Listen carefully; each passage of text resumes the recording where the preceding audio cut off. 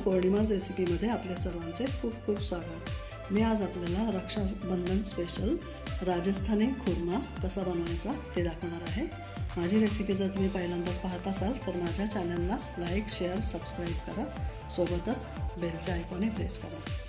या राजस्थानी खुर्माला काही ठिकाणी शक्करपारे असं सुद्धा म्हणतात। चला तर मग आता आपण रेसिपीला सुरुवात करूया। राजस्थानी खुर्मा बनवण्यासाठी इथे मी 1 वाटी मैदा, 1 वाटी साखर घेतली आहे। त्यासोबतच मी इथे साजूक तूप घेतलेलं आहे 5 ते 6 चमचे, साधारणतः पाव वाटी मी इथे तूप घेतलं आहे। यातलं लागेल तेवढंच मी तूप घालणार आहे पीठ मळताना। त्यासोबतच मी इथे पाव चमचा वेलची जायफळ पूड घेतली आहे आणि थोडंसं चवीनुसार यामध्ये मीठ घालणार आहे, कारण कोणत्याही गोड पदार्थामध्ये थोडंसं मीठ घातल्यामुळे त्याची चव अगदीच रुचकर अशी लागते। आणि पाणी सुद्धा मी घेतलं, इथे कोमट पाणी घेतलंय। यामध्ये पीठ मळताना मला हे लागणार आहे।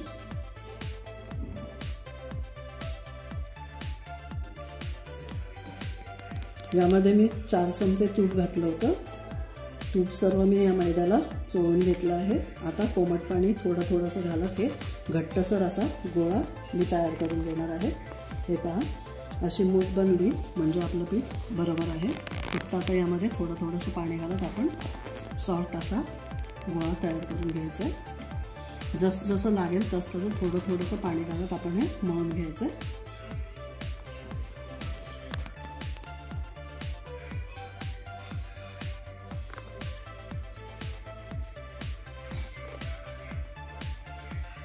हे पीठ मळण्यासाठी हे पूर्ण तूप वापरलं आहे। मी आधी 4 चमचेच घेतलं होतं, उरलेलं सुद्धा मी नंतर घातलं आहे।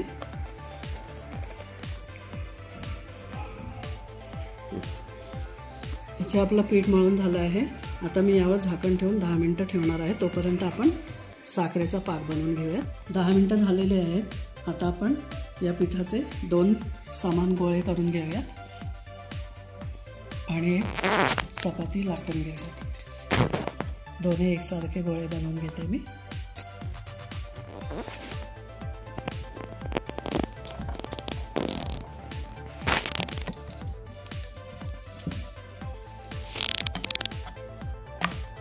चपाती लाटून घ्यायची आहे। जास्त जाड पण नाही, मीडियम करायचे।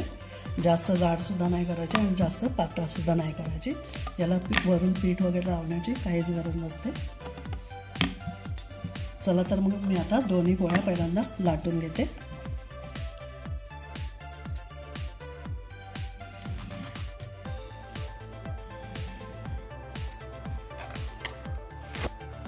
आता हे आपण पातळ कट करून घेऊया स्क्वेअर आकारामध्ये।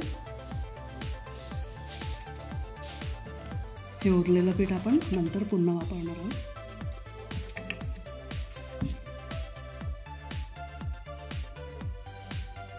हे पहा, एवढं ब्रॉड ठेवायचं, एवढं जाडीचं ठेवायचं।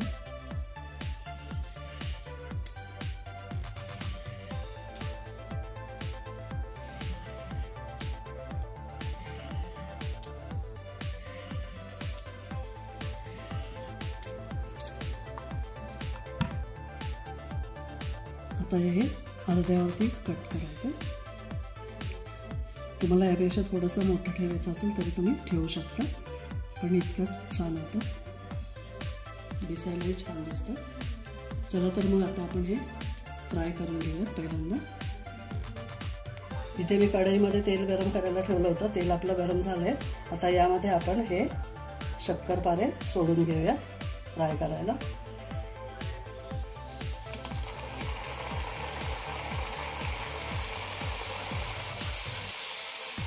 तेलामध्ये मावतील एवढेच आपल्याला हे शक्करपारे तेलामध्ये सोडायचे आहेत आणि एखाद मिनिट फक्त आपण याला झारा लावायचा नाही, ते वरनं आपण याला झारा लावायचा आहे आणि फ्लिप करून घ्यायचे।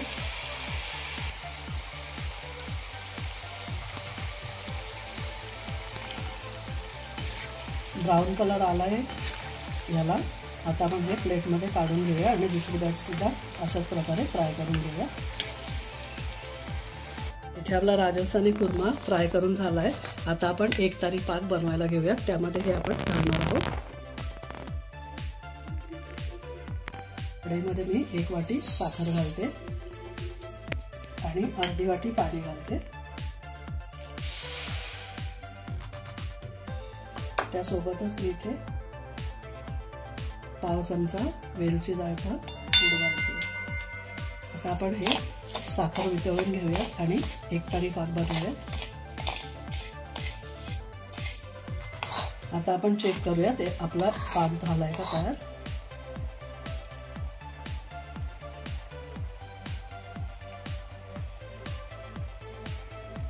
हे झाला आपला पाक तयार, एकतारी पाक.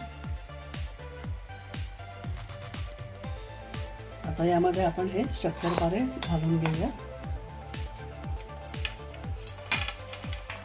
गॅसची फ्लेम मी लो ठेवलेली आहे.